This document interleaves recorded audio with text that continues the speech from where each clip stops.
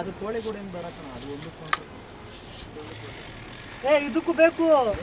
ಅದು hit pressure pump ಅದು. ಅದು ಪ್ರೆಷರ್ ಪಂಪ್ ಏನಕ್ಕೆ ಅಂದ್ರೆ ಅದು UPS ಅಲ್ಲಿ ಇರೋದು. ಅದು ಕರೆಂಟ್ ಐತೆ ಅಂದ್ರೆ ಇನ್ ಕೇಸ್ ಇವ್ರಿಗೆ ಪ್ರೆಷರ್ ಕೆಲಸ ಮಾಡೋದು 2 ಸೇರ್ಸ್ ಒಂದು ಮಾಡ್ಬೋದಲ್ವಾ? 3 ಸೇರ್ಸ್ ಒಂದು ಮಾಡ್ಬೋದು. ಅದನ್ನು ಓಪನೇಬಲ್ ಹೆಂಗೆ ಮಾಡ್ಕೊಂತೀಯ? ಮೇಂಟೆನೆನ್ಸ್ಗೆ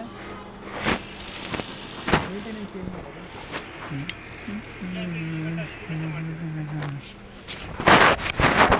ತೆಗಿಯೋದು ಹೆಂಗೆ? ಮೇಂಟೆನೆನ್ಸ್ ಏನಾರು ಇದ್ರೆ ಕೆಳಗಡೆ ಮಾಡಬೇಕು.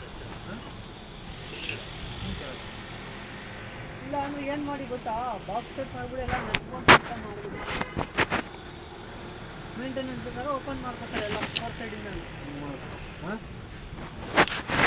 ತಗೋ ಮೂರ್ತಿ ಬೇಗ ಮಾಡ್ಕೊ. ಇದಾವ ಸರ್ ಇಲ್ಲೊಂದು ಐತೆ.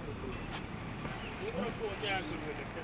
3ಕ್ಕೂ ಒಂದೇ ಹಾಕು, ಇದೊಂದಕ್ಕೆ ಒಂದು.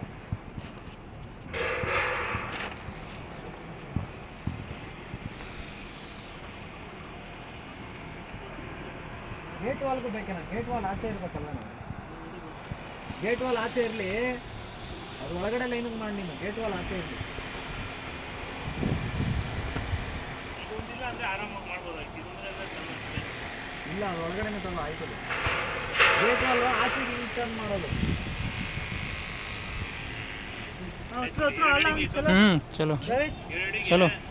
ಹಿಂದೆ ಈ side front side 3 side cover ಮಾಡಬೇಕಾ? ಫ್ರಂಟ್ ಆಗಲ್ಲ, ಟಾಪ್ ಮಾತ್ರ ಕವರ್ ಮಾಡಿರ್ತೀವಿ. ಫ್ರಂಟ್ ಹಾಕ್ಬೇಡ. ಫ್ರಂಟ್ ಇದೆಲ್ಲ ಕೋಳಿಗೂಡು ಮಾಡೋದೇನಿತ್ತು? ಮಾಡೋದೇನಿತ್ತು? ನೀರು ಬೀಳುತ್ತೆ ಅಂತ ಟಾಪಲ್ಲಿ ಏನು ಹಾಕಿತ್ತು? ಶೀಟ್ ಹಾಕಿತ್ತು. ಫ್ರಂಟಲ್ಲಿ ಹಂಗೆ ಬಿಟ್ಟರೆ ಹಂಗಲ್ಲ.